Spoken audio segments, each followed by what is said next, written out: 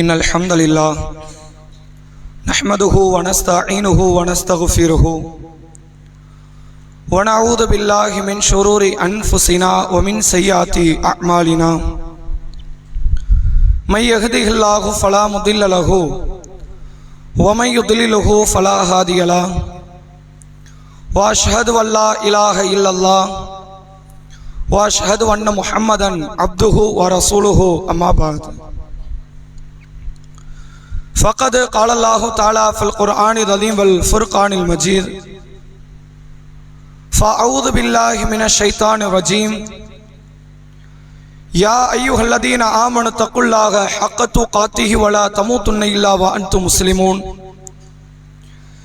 يا أيها الناس اتقوا ربكم الذي خلقكم من نفس واحدة وخلق منها زوجها وبث منهما رجالا كثيرا ونساء واتقوا الله الذي تساءلون به والأرحام إن الله كان عليكم رقيبا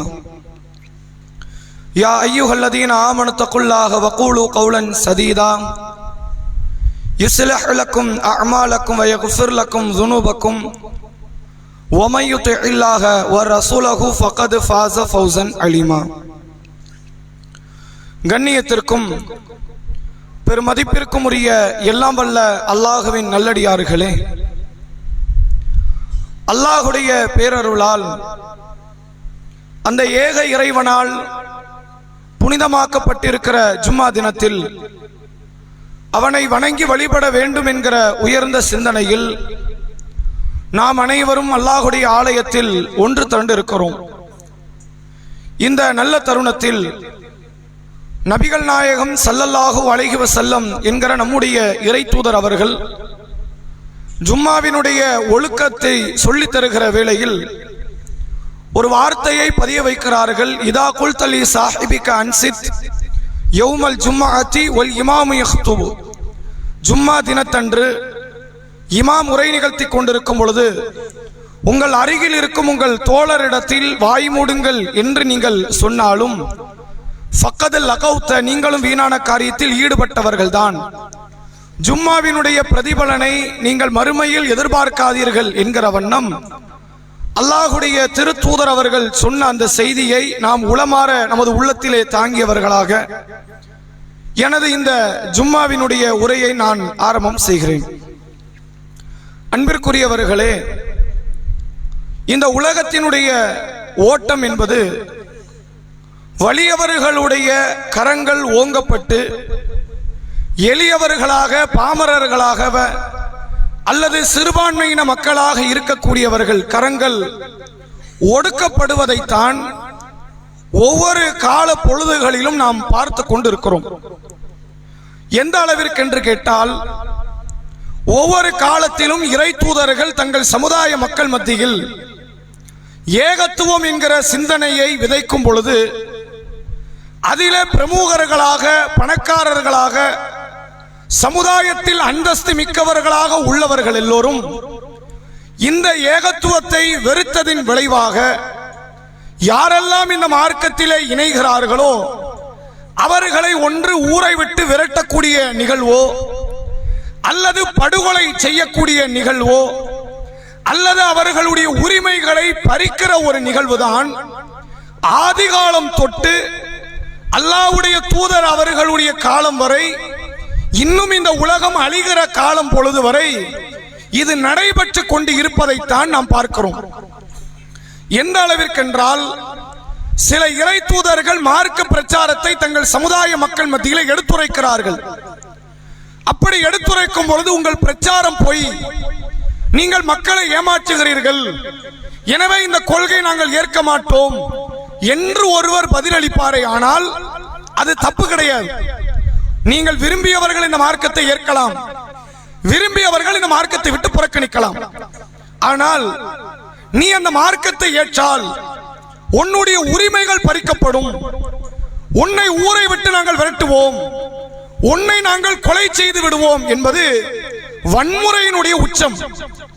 இப்படியான வன்முறைகளைத்தான் எல்லா இறை தூதர்களை பின்பற்றக்கூடிய மக்களுக்கு எதிராகவும் ஒவ்வொரு காலத்திலும் அந்த கொள்கை முன்னெடுக்கப்பட்டு கொண்டு வருகிறது.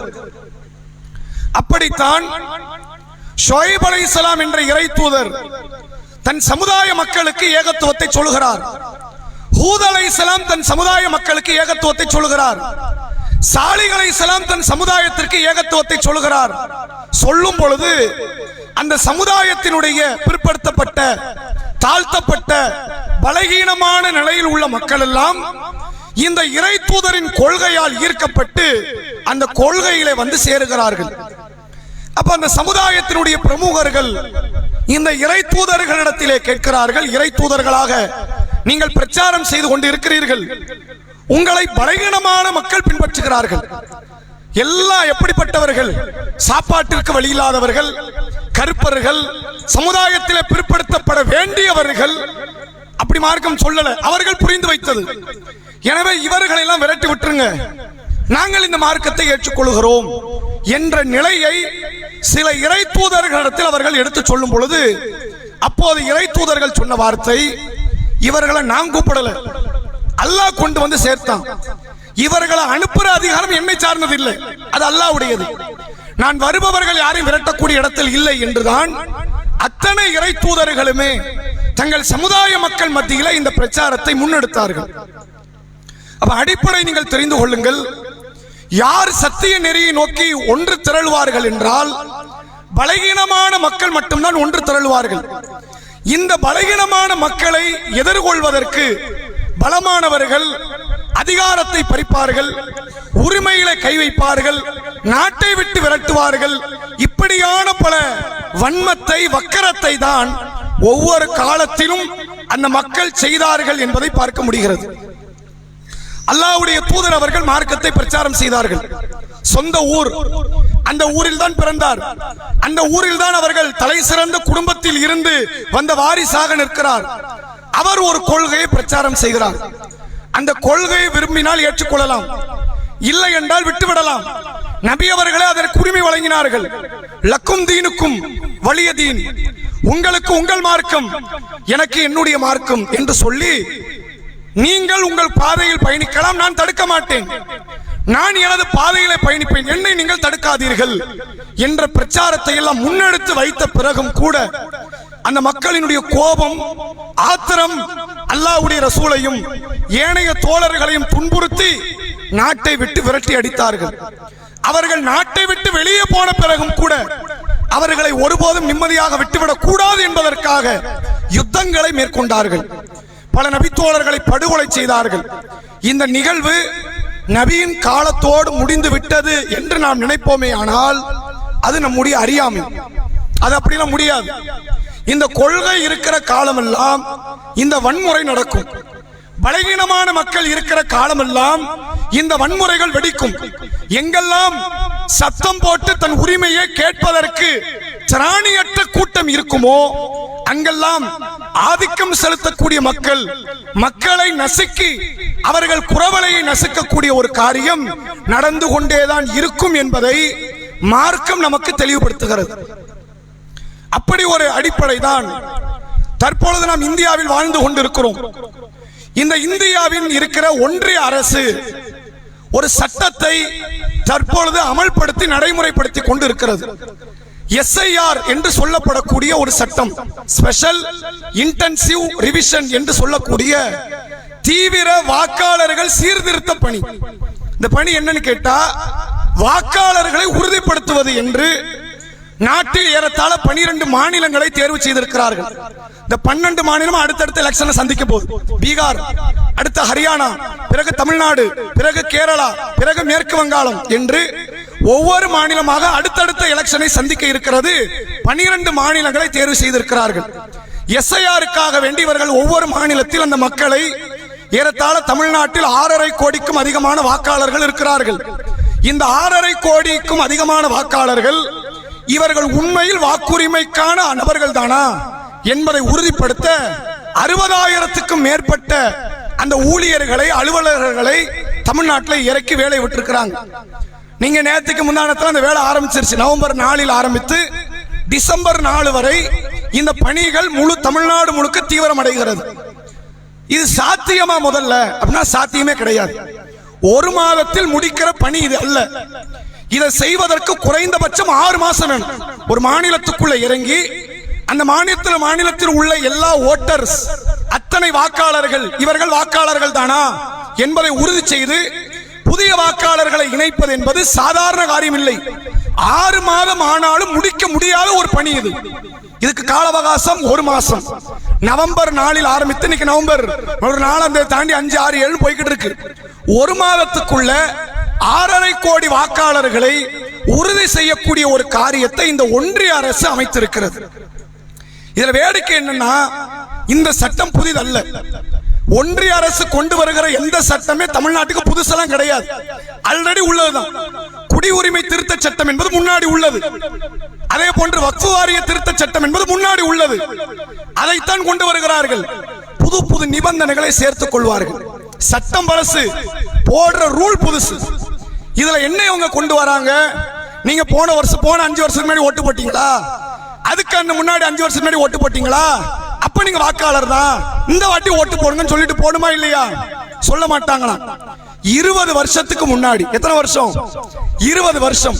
எத்தனை ஊர் மாறணும், எத்தனை வீடு மாறணும் தெரியாது. 2005ஆம் ஆண்டு ஒன்று நீங்கள் ஓட்டு போட்டிருக்கணும், அல்லது உங்கள் தாய் தந்தை ஓட்டு போட்டிருக்கணும். அந்த ஓட்டு போட்டிருந்தா அந்த 2005ஆம் ஆண்டு இதே எஸ்ஐஆர் என்பது நடைபெற்று இருக்கிற தமிழ்நாட்டில் எத்தனை மாநிலம்? அதிகமான மாநிலம் கிடையாது, ஒரு 10 மாநிலம் நடந்திருக்கு. அந்த 10 மாநிலத்தில் உங்க பேர் இருக்கணும், அல்லது உங்களுடைய தகப்பனார் தாயார் பேர் இருக்கணும். இல்லன்னு வைங்க, அதுல இருந்து 3 வருஷம் முன்னாடி, இதுவே 20 வருஷம். இன்னும் 3 வருஷம்னா 2002ல ஒன்று உங்களுடைய பேர் இருக்கணும். அது முழு தமிழ்நாடும் எடுத்திருக்கிறாங்க எஸ்ஐஆர். ஒன்று உங்க பேர் இருக்கணும், அல்லது உங்கள் தகப்பனார் தாயாருடைய பேர் இருக்கணும். அப்படி பேர் இருந்துச்சுன்னா நீங்கள் வரக்கூடிய சட்டமன்ற தேர்தலில் ஓட்டு போட முடியும். ஆனா அதுவும் சும்மா கிடையாது. அவங்க ஒரு ஃபார்மை கொடுப்பாங்க, அந்த ஃபார்மை நீங்க ஃபில் பண்ணணும். என்ன கேட்க போறாங்க? பேர் என்ன? தகப்பனார் தாயார் பேர் தான் கேட்க போறாங்க? கிடையாது. எபிக் நம்பர்னு சொல்லி ஒரு நம்பரை கேட்பாங்க. அது சும்மா கையில கிடைக்காது. ஓட்டர் ஐடியில இருக்குமா? கிடைக்காது. ஆதார் கார்டுல இருக்குமா? கிடைக்காது. பேன் கார்டுல இருக்குமா? கிடைக்காது. நீங்க 2005ல ஓட்டு போட்டிருப்பீங்கல்ல, அந்த எஸ்ஐஆர்ல பதிவு செய்யப்பட்டிருக்குமே, அதை நீங்க தேடணும்.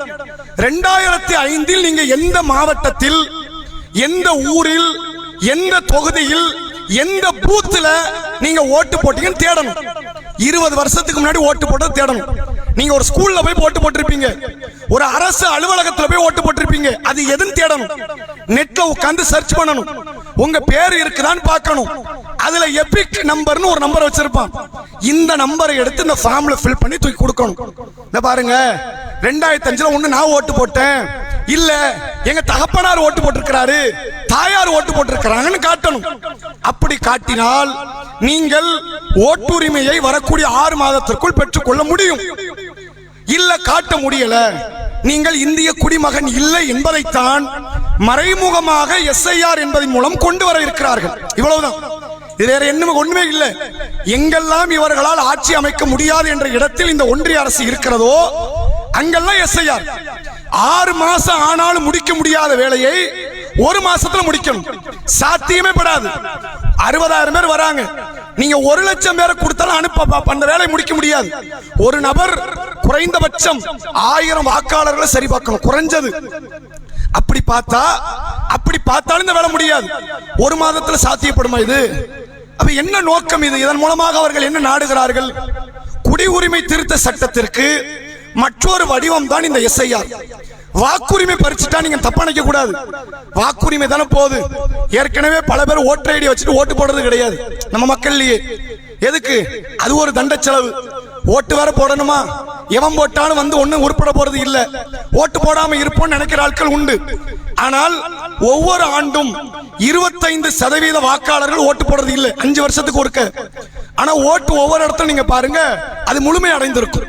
இந்த தொகுதியில் எல்லாரும் ஓட்டு போட்டாச்சுங்கிறான், ஓட்டு போடாத பல பேர் இருக்கிறான். எப்படி ஓட்டு போட முடிந்தது? காரணம், இவர்கள் தவறான வாக்காளர்களை உறுதி செய்கிறார்கள்.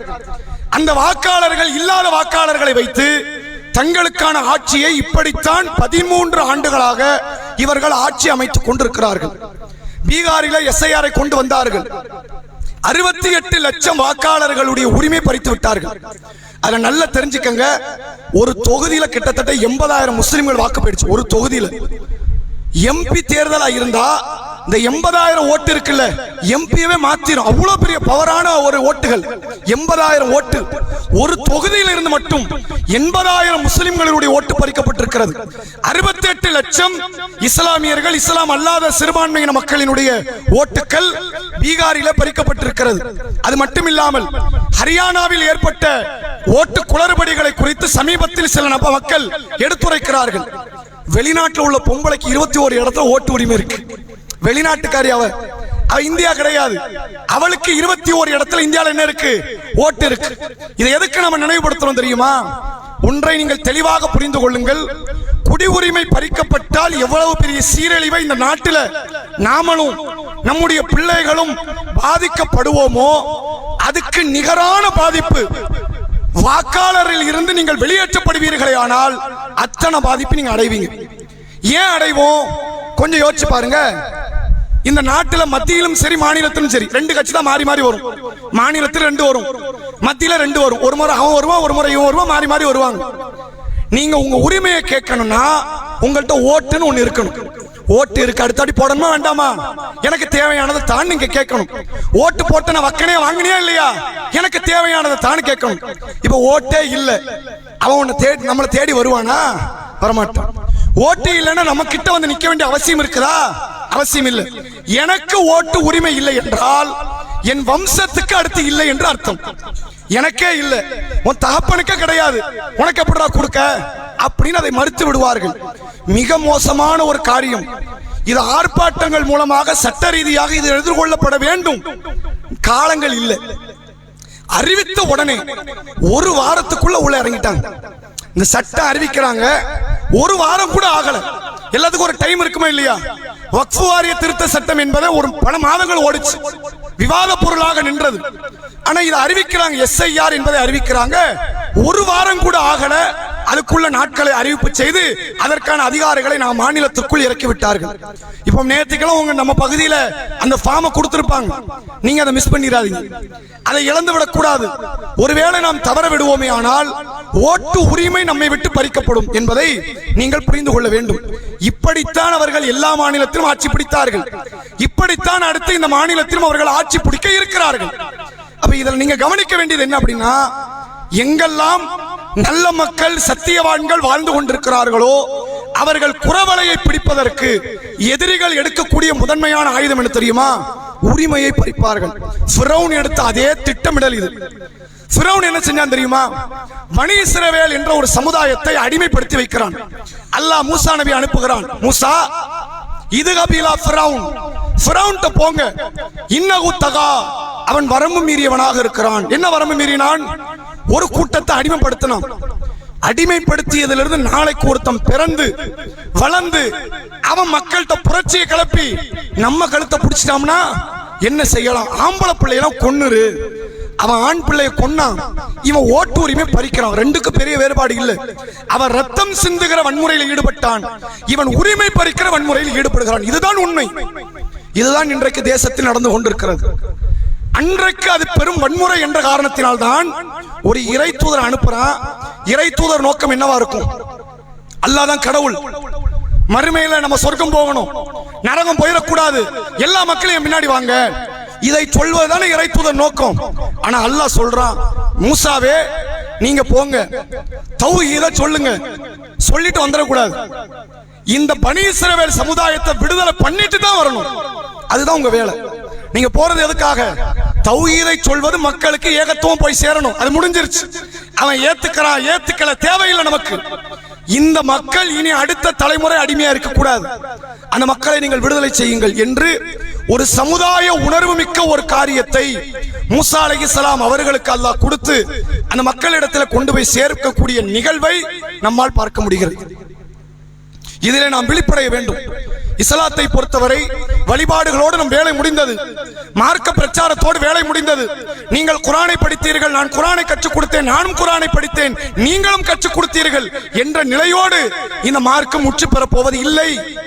எங்கெல்லாம் பாதிக்கப்பட்ட மக்கள் இருக்கிறார்களோ அறியாமையில் இருக்கிறார்களோ, பலகீனத்தில் இருக்கிறார்களோ, அந்த மக்களினுடைய குரலாக நீங்கள் நிற்க வேண்டும் என்பது மார்க்கத்தினுடைய இன்னொரு ஃபர்ல் என்பதை நாம் யாரும் மறந்து விடக்கூடாது. இங்க பறிக்கப்படுகிற ஓட்டு உரிமை இருக்குது. ஒரு நபரினுடைய ஓட்டு போவதாக இருந்தாலும் சரி, கண்டிப்பாக பாசிசத்தினுடைய கரத்தை உயர்த்துகிற ஓட்டு உரிமை தான் பறிக்கப்படும். அந்த ஓட்டுரிமை பறிக்கப்பட்டால் பாசிசத்தின் கை உயரும். யாரெல்லாம் இந்த உலகத்திலே மத ரீதியான துவேஷத்தை கொண்டு வருகிறார்களோ அவர்கள் தான் உயர்த்தப்படுவார்கள். சமீபத்தில் நடந்த ஒரு காரியத்தை உங்களுக்கு நான் நினைவுபடுத்துகிறேன். அமெரிக்காவில் நியூயார்க் என்ற மாகாணம், மொத்த உலகமே ஒரு மாகாணத்தினுடைய பொருளாதார வளர்ச்சியை பார்த்து ஆச்சரியப்படுகிறது என்றால் அது நியூயார்க் மாகாணம். எந்த அளவிற்கு என்றால் அந்த மாகாணத்தில் 800 மொழி பேசக்கூடிய மக்கள் இருக்கிறாங்க. உலகத்தினுடைய எல்லா தரப்பு மக்களும் வந்து குடிபெயர்ந்த ஒரு பகுதி என்றால் நியூயார்க். டொனால்ட் ட்ரம்பினுடைய பிறந்த பூமி நியூயார்க். அந்த நியூயார்க்கில் தற்போது மேயர் தேர்தல் என்று நடைபெற்றது. மேயர் என்றால் உதாரணத்துக்கு சொல்வதாக இருந்தால் சிஎம் மாதிரி. அங்க ஒரு பெரிய அதிகாரம் கொண்ட ஒரு பொறுப்பு. அந்த பொறுப்பிலே ஜனநாயக கட்சி, குடியுரிமை கட்சி என்று 2 கட்சி.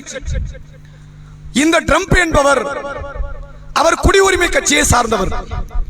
ஜனநாயக கட்சியில் இருந்து ஒரு இஸ்லாமியர் ஜொஹ்ரான் மம்தானி என்று சொல்லப்படக்கூடிய ஒரு இஸ்லாமியர் போட்டியிடுகிறார். இதுக்கு முன்னாடி ஒருத்தர் அங்க மேயரா இருந்தார்ல, அவருக்கு சீட்டு கொடுக்கல அந்த கட்சி. அவர் அந்த கட்சியில இருந்து வெளியே வந்து நான் சுயேட்சையாக நிற்க போகிறேன் நின்னார். ட்ரம்ப் யாருக்கு ஆதரவு கொடுக்கணும்? தான் குடியுரிமை கட்சிக்கு ஆதரவு கொடுக்கணும். அதை கேன்சல் பண்ணிட்டார். எல்லாரும் இந்த ஜனநாயக கட்சியிலிருந்து வெளியே வந்தவருக்கு ஆதரவு கொடுங்க. ஏன் உன் கட்சிக்கு எதிரான இருண்டு போட்டும் ஒரு இஸ்லாமியன் வெல்லக்கூடாது. என்ன நோக்கம்? என்ன நோக்கம்? இவன் வெல்லக்கூடாது. எந்த அளவிற்கு விஷமத்தனமான கருத்தை இவர் பரப்பினார் என்றால், இவன் ஒரு கம்யூனிச பைத்தியக்காரன் என்று அந்த இஸ்லாமியருக்கு எதிராக விஷம கருத்தை பரப்பினார். ஒருவேளை இவனிடத்தில் மேயர் பொறுப்பை நியூயார்க் நகரத்தில் வழங்கினால் அடுத்த 1 வருஷத்தில் அந்த நியூயார்க் நகரத்தை இஸ்லாமிய நாடாக மாற்றி விடுவார் இவர். எவ்வளவு வன்மை இருக்கும் பாருங்க. மதத்தை வைத்து அரசியல் பார்ப்பது. அரசியல் என்ன பார்க்கலாம்? இந்த அவருடைய சுய ஒழுக்கம் சரியில்லை, மக்கள்கிட்ட கொள்ளையடிச்சாரு, திருடினாரு, இவரை நீங்க மேயர் ஆக்காதீங்க, சிஎம் ஆக்காதீங்க, பிரதமர் ஆக்காதீங்கன்னு பேசலாம். இவன் ஒரு முஸ்லிம், எனவே இவனை ஆக்காதீர்கள் அப்படின்னா இது வன்மத்தை தவிர வேற என்னவா இருக்கும்? ஆனால் நீங்க யோசித்து பாருங்கள், யாருமே எதிர்பார்க்கல இவர் வெல்வார் என்று. அல்லாஹ் வெல்ல வைத்தான். எந்த அளவிற்கு என்றால் இடதுசாரிக்கு சாதகமாக நின்றவர் இவர். இவர் சொல்லுகிறார் பாருங்கள், பாலஸ்தீனத்திற்கு கடந்த 5 ஆண்டுகளுக்கு மேலாக போராடிய நபர் இவர். பெஞ்சமின் நெதன்யாகு என்று சொல்லப்படக்கூடிய இஸ்ரேல் பிரதமர் இங்கு வந்தால் அவரை கைது செய்வேன் என்று பகிரங்கமாக அறிவித்தவர் இவர். நம்ம மோடியும் விட்டு வைக்கல. குஜராத்தில் 2002 பெரும் இனப்படுகொலை செய்தவர் இவர். இவர் இந்த நியூயார்க்கில் வந்தால் கைது செய்வேன் என்று அறிவிப்பு செய்து பல விமர்சனத்தை தாண்டி, பல அவதூறுகளை தாண்டி ஒரு நபர் அங்கு வென்று இருக்கிறார். இதில் நம்ம பார்க்க வேண்டியது என்ன தெரியுமா? இவன் பண்ண எந்த விஷம பிரச்சாரத்தையும் மக்கள் கவனிக்கவே இல்லை. அவன் காதலே வாங்கல. ஒரு இஸ்லாமியரை ஏற்றி விட்டிருக்கிறார்கள். அந்த இஸ்லாமியர் ஏறி முதல் பேச்சாக பேசுகிறார், நான் ஒரு முஸ்லிம், நான் என் மதத்தை பின்பற்றுவேன், ஆனால் என் மதம் உன்னை காயப்படுத்தாது என்று பேசினார். கொஞ்சம் யோசித்து பாருங்கள், இஸ்லாமியர்களை இவர்கள் எப்படி தரம் தாழ்த்தி வைத்திருக்கிறார்கள். ஆனால் முஸ்லிம்கள் பண்பு என்ன என்பதை இன்றைக்கு உலகம் உற்று பார்க்கிற இடத்தில் நியூயார்க் நகரம் இருக்கிறது. உலகத்திலே தலை சிறந்த 2 நகரம் என்று சொல்வார்கள். ஒன்று அமெரிக்காவில் இருக்கிற நியூயார்க், தற்போது ஒரு இஸ்லாமியர் மேயர் அதில். 2வது இங்கிலாந்தில் உள்ள லண்டன், அதிலும் மேயர் ஒரு இஸ்லாமியர். மக்களை பொறுத்தவரை அவர்கள் தெளிவாக தெரிந்து வைத்திருக்கிறார்கள். இவன் எவ்வளவோ விஷமத்தனமான பிரச்சாரத்தை பண்ணான். ஏறத்தாழ 2001 செப்டம்பர் மாதம் 11 வாழ்க்கையில் மறக்க முடியாத ஒரு நாள். ட்வின் டவர் என்ற இரட்டை கோபுரத்தை இடித்துவிட்டு இஸ்லாமியர்கள் மீது பழி போட்டவர்கள் இவர்கள். 25 வருஷத்துல நியூயார்க் நகரத்தில் ஒரு இஸ்லாமியர் தேர்வு செய்யப்பட்டிருக்கிறார் என்றால் இவன் விஷம பிரச்சாரத்தை உலகத்தில் எவனுமே கேட்கலன்னு அர்த்தம். யாரும் கண்டுகொள்ளவில்லை. இதே அடிப்படை தான் மத ரீதியாக இந்த முஸ்லிம்களை தரம் தாழ்த்தி கீழே தள்ளிவிடலாம் என்ற எண்ணத்தோடு ஒரு மிகப்பெரிய ஒரு சர்வாதிகார முடிவை இன்றைக்கு இந்த ஒன்றிய அரசு செய்திருக்கிறது. நாம் விழித்துக் கொள்ள வேண்டும். இதுல நம்ம கவனம் இல்லாமல் இருக்க முடியாது. ஒருவேளை இருந்து விடுவோமே ஆனால் உங்களிடத்தில் பணம் இருக்கலாம், படிப்பு இருக்கலாம், அல்லது உங்களிடத்தில் சொத்து பத்துகள் இருக்கலாம். நாளைக்கு உங்களுக்கு உரிமை இல்லை என்றால் இதுவெல்லாம் நீங்கள் திருடியது என்று வழக்கு போடப்பட்டால் உங்களால் வழக்கை எதிர்கொள்ள முடியாது. ஏன் நீங்கள் நாட்டின் குடியுரிமை பெற்ற மக்கள் இல்லை என்று அவர்கள் வழக்காடுவார்கள். நம்மளால் அங்கு வாழ முடியாது என்ற சூழ்நிலைக்கு தள்ளப்பட்டு விடுவோம். தெள்ள தெளிவாக தெரிந்து எந்த மாநிலத்திலெல்லாம் கால் நுழைக்க முடியாது என்று அவர்கள் புரிந்து வைத்திருக்கிறார்களோ அத்தனை மாநிலத்திலும் எஸ்ஐஆர். இதிலே இஸ்லாமிய சமுதாயத்தில் உள்ள பெரியவர்கள், குடும்ப தலைவர்கள், பெண்கள், ஒருவேளை கணவன்மார்கள் வெளிநாட்டில் இருக்கிறாங்களா, நீங்கள் இதில் சுதாரித்துக் கொள்ளுங்கள். உங்கள் கணவர், மனைவி, பிள்ளைகள், பெற்றோர்கள் யாரெல்லாம் அந்த 18 வயதை தாண்டி ஓட்டு போடுவதற்கான உரிமை பெற்ற இடத்தில் இருக்கிறார்களோ, நமக்கு இன்னும் குறைந்த நாட்கள் இருக்கிறது. 25 நாள் கூட இல்லை. அந்த ஃபார்மை விறுவிறுன்னு வாங்கிருங்க. அதை சம்பந்தப்பட்ட அந்த படிப்பை சார்ந்த இளைஞர்களிடத்தில் கேட்டு அதை பதிவு செய்யுங்கள். தாமதப்படாமல் உடனே அதை அதற்குரிய அதிகாரிகளிடத்தில் கொடுத்து விடுங்கள். இங்க இருக்கிற ஒரு ஓட்டு மிஸ் ஆகக்கூடாது. நம்ம ஓட்ட மண்ணாவே ஆக்குறோம், அது வேற. யாருக்கும் போடுறோம், என் உரிமை பறிக்கப்படக்கூடாது. அது ஏன் உரிமை? நான் போடாம கூட இருக்கிறேன்பா, நான் போடல, நோட்டாக்கு போடுறேன், எதுக்கோ போடுறேன், என் ஓட்டு பறிப்போக கூடாதா இல்லையா? அது உரிமை போவதற்கு சமம். அல்லாஹ்வுடைய ரசூல் அவர்கள் சொன்னார்கள், மண் குத்தில தூண மாளிகை ஃபஹுவ ஷஹீத். பணத்தை காக்க கொல்லப்பட்டவன் அல்லாஹ்வின் பாதையில் உயிரை விட்டவன். மண் குத்தில தூண அகலிகி ஃபஹுவ ஷஹீத். தன் குடும்பத்தை காக்க கொல்லப்பட்டவன் அல்லாஹ்வின் பாதையில் உயிரை விட்டவன். இது உரிமை காக்கிற காரியம், விடவே கூடாது. நம்முடைய ஓட்டு போதனை சாதாரண காரியம் நினைக்காதீங்க. இப்ப இந்த காயல் மாநகரில் ஒரு வேளை 20,000 ஓட்டர் இருக்கிறாங்கன்னு, 20, 25,000, 30,000 இருப்பாங்க. ஒரு 5,000 போறனால என்ன பெரிய பாதிப்பா? நம்ம தொகுதிக்கு பாதிப்பு இல்ல, நம்ம வைக்கிறது முடிவு. அப்படிங்கிற மாதிரியான ஒரு பெரும்பான்மையான மக்கள் சக்தியை இங்கு நாம் வைத்திருக்கிறோம். இங்க ஒரு ஓட்டு தவறினால் கூட அது எதிர்காலத்தில் உங்கள் பிள்ளைகள், பேரப்பிள்ளைகள், வம்சம் வரை ஒரு பெரிய பாதிப்பை, சீரழிவை ஏற்படுத்திவிடும். அதே நேரத்தில் ஒன்றை நீங்கள் கவனத்தில் கொள்ளுங்கள், இங்க பயப்பட வேண்டிய அவசியமே கிடையாது. உலகத்துல எல்லா மக்களும் எல்லாத்தையும் பார்த்துக்கிட்டு தான் இருக்கிறாங்க. அத்தனை மக்களுக்கும் தெரியும் எங்கெங்க என்னென்ன அட்டூழியங்கள், அராஜகங்கள் நடக்கிறது என்று. அவன் பார்த்ததனால தான் இன்றைக்கு ஒரு இஸ்லாமியர் நியூயார்க்கிலே மேயராக ஏறி உட்கார முடிந்தது. அவ்வளவு விஷமத்தனமான பிரச்சாரத்தை செய்து, அவ்வளவு பெரிய ஏற்பாடுகளை செய்து, இவரை உங்களால தடுக்க முடியும். ஒரு சாதாரண ஆள், அவர் பெரிய ஒரு அரசியல் பின்புலம் கொண்ட நபர்லாம் கிடையாது. தன்னுடைய 27வது வயதில் ஏறத்தாழ ஒரு 7 வருஷத்துக்கு முன்னாடி அமெரிக்க குடியுரிமையை பெற்றார். சமுதாய மக்களுக்காக நின்றார், மக்கள் நலன் சார்ந்த கருத்துக்களை சொன்னார். இவர்தான் நியூயார்க்கு சரி என்று அவர்கள் ஏற்றுக்கொண்டார்கள். மக்களை பொறுத்தவரை எந்த மதம், எந்த ஜாதி, எந்த இனம், எந்த நிறம், எந்த மொழியாக இருந்தாலும் சரி, ஆதிக்க வர்க்கத்திலே மேலே உட்கார்ந்து கொண்டு கார்ப்பரேட் நிறுவனங்களுக்கு தொண்டு செய்யக்கூடியவர்களை மக்கள் அறிந்து வைத்திருக்கிறார்கள். எல்லா இடத்திலும் புரட்சிக்கு ஒரு நேரம் வரும். அதற்கான நேரத்தை தான் எதிரிகள் இன்றைக்கு தூண்டிவிட்டுக் கொண்டு இருக்கிறார்கள் என்பதை புரிந்து, இன்றைக்கு இந்த நேரத்தில் ஆர்ப்பாட்டம் பண்றது புத்திசாலித்தனம் கிடையாது. உடனே ஆர்ப்பாட்டம் பண்ணுவோம், எஸ்ஐஆர் நிறுத்துவோம், நிறுத்தவே முடியாது. நம்ம டைம் தான் வேஸ்ட் ஆகும். இந்த ஒரு மாசம் ஓடிடும். ஆர்ப்பாட்டம், போராட்டம், சட்ட ரீதியாக அதை அணுக ஆரம்பித்தோம் என்றால் 1 மாதம் காணாமல் போயிடும். ஓட்டுரிமை எல்லாருக்கும் பறிக்கப்பட்டு விடும் என்பதை புரிந்து, ஓட்டுரிமை என்பது உங்களுடைய அடுத்த வேளை உணவை கேள்விக்குறியாக்கக்கூடிய காரியம், உங்கள் வேலை வாய்ப்பை, படிப்பை கேள்விக்குறியாக்கக்கூடிய காரியம். நாளைக்கு உங்களுக்கு ஒரு புள்ள பிறக்கணுமா, பேரப்புள்ள பிறக்கணுமா, பிறந்தாங்க வாழ்வானா என்பதையே கேள்விக்குறி ஆக்கக்கூடிய ஒரு காரியம் என்பதை புரிந்து, இந்த எஸ்ஐஆர் விஷயத்திலே அதிகமான விழிப்புணர்வோடு செயல்படுங்கள். அதற்குரிய சம்பந்தப்பட்ட ஒவ்வொரு பள்ளிவாசல்கள், ஜமாத்தார்கள், இங்க இருக்கக்கூடிய தலைவர்கள், எல்லா மக்களுமே இதற்காக இதையாவது 1 மாத கால பணியாக செய்யுங்கள். யாருடைய ஓட்டையும் தவற விட்டுவிடக் கூடாது என்பதற்கான ஒரு காரியத்தில் நாம் முழுமையாக ஈடுபட வேண்டும் என்பதை சொல்லி என்னுடைய இந்த உரையை நிறைவு செய்கிறேன். வாஹிரு தஅவானா அல்ஹம்துலில்லாஹி ரப்பில் ஆலமீன். அஸ்ஸலாமு அலைக்கும் வரஹ்மத்துல்லாஹி வபரகாத்துஹு.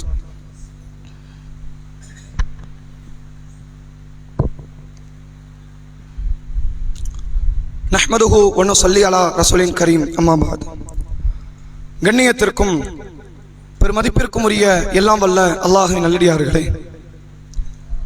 நம்முடைய ஜமாத்தின் சார்பாக சத்தியத்தில் சங்கமிப்போம் என்ற தலைப்பின் கீழ் 3 மாத கால தொடர் பிரச்சாரத்தை நாம் செய்து கொண்டு வருகிறோம். இந்த நவம்பர் மாத ஆரம்பத்தில் இருந்து தனி நபர்களை, வாலிபர்களை, சிறார்களை அல்லது பெண்களை, ஆண்களை, வியாபார வர்க்கத்தினர்களை, எல்லா மக்களையும் சந்தித்து மார்க்க ரீதியான ஒரு விழிப்புணர்வை நாம் ஏற்படுத்தி ஆக வேண்டும் என்கிற ஒரு சூழ்நிலையிலே மக்கள் மத்தியில் இந்த பிரச்சாரத்தை நாம் முன்னெடுக்கிறோம். தனி நபர்களாக சந்தித்து எல்லா மக்களுக்கும் இந்த விபரீதத்தை நாம் மார்க்கத்தில் தவற இழைத்து விட்டால் பாவமான காரியத்தில் ஈடுபட்டு விட்டால் அது அல்லாஹ்விடத்தில் எவ்வளவு பெரிய தண்டனைக்குரிய நிகழ்வாக மாறிவிடும் என்ற விழிப்புணர்வை இந்த நவம்பர் மாதம் முழுமையாக தனி நபர்களை சந்தித்து நாம் பிரச்சாரம் செய்வதற்கு அதற்கு ஆயத்தமாகி சில நாட்கள் அந்த பிரச்சாரத்தை நாம் தொடங்கி விட்டோம். இப்ப அதை மக்கள் மத்தியில இந்த பிரச்சாரத்தை மேலதிகப்படுத்துவது, இப்ப இந்த மாசத்துல நமக்கு அல்லாஹ் இன்னொரு வாய்ப்பையும் தந்திருக்கிறான். தனிநபராக சந்தித்து மார்க்கத்தை சொல்வதோடு எஸ்ஐஆரையும் சேர்த்து சொல்லலாம், மக்களிடத்தில் விழிப்புணர்வை ஏற்படுத்தலாம். நம்மை புறக்கணிக்கிற மக்கள் கூட இந்த கருத்தா என்றால் அரவணைக்கக்கூடிய இடத்தில் இருப்பார்கள். அப்ப அதை கருத்தில் வைத்து இந்த எஸ்ஐஆர் என்பதையும் அதே நேரத்தில் மார்க்க கருத்தையும் மக்கள் மத்தியிலே கொண்டு போய் சேர்க்கக்கூடிய தனிநபர்கள் சந்திப்பை நாம் இன்றிலிருந்து வெகுவாக தொடங்க இருக்கிறோம். அதற்கான செயல் வீரர்கள் வீராங்கனைகள் கூட்டமாக இன்றைக்கு மகரிபுக்கு பிறகு நடைபெற இருக்கிறது. அனைத்து சகோதரர்களும் சகோதரிகளும் இந்த நிகழ்ச்சியில கலந்து கொண்டு தாவா ரீதியாகவும் சரி, எஸ்ஐஆர் என்று இன்றைக்கு ஒன்றிய அரசு கொண்டு வந்திருக்கக்கூடிய மோசமான இந்த நிலைப்பாடு மக்களை எவ்வளவு பெரிய துன்புறுத்தலுக்கு ஆளாக்கும் என்பதை விழிப்புணர்வை ஏற்படுத்தி இந்த மாதம் முடிவதற்குள்ள கொடுத்தாகணும். நீங்க டிசம்பர் கடைசியில் உங்களுக்கு அந்த எபிக் நம்பர் கிடைச்ச பயன் கிடையாது, டிசம்பர் 4க்குள்ள கிடைக்கணும். அதனால் அது சார்ந்த ஒரு விழிப்புணர்வை உடனடியாக செய்தாக வேண்டும் என்ற அடிப்படையில் இந்த கூட்டத்தை நாம் நடத்துகிறோம். மகரிபை தொடர்ந்து பயான் நிகழ்ச்சியை தொடர்ந்து நடைபெறக்கூடிய இந்த கூட்டத்தில் அனைத்து சகோதரர்களும் சகோதரிகளும் தவறாமல் கலந்து கொள்ளும்படி உங்களை அன்போடு கேட்டுக்கொண்டு என்னுடைய இந்த உரையை நிறைவு செய்கிறேன். வாஹிரு தஅவானா அல்ஹம்துலில்லாஹி ரப்பில் ஆலமீன். அஸ்ஸலாமு அலைக்கும் வரஹ்மத்துல்லாஹி வபரகாத்துஹு.